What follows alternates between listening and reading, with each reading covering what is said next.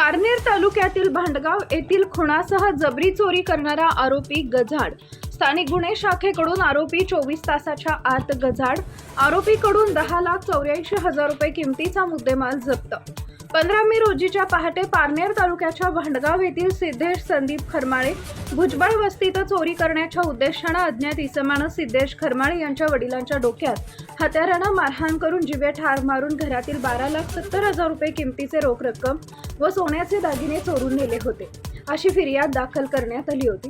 Police अधीक्षक, अपर police अधीक्षक वैभव व उपविभागीय पोलीस अधीक्षक यांनी घटनास्थळी भेट देऊन घटनेचं गांभीर्य ओळखून गुन्हे शाखेचे पोलीस निरीक्षक किरण कुमार कबाडी यांना आदेशित करून व्यावसायिक कौशल्याच्या आधारे सदरचा गुन्हा हा महेश हनुमंत खरमाळे भुजबळ वस्ती भांडगाव यांनी सदरचा गुन्हा केल्याची कबुली देऊन 10,84,000 रुपयांचा मुद्देमाल हस्तगत करण्यात आला आहे.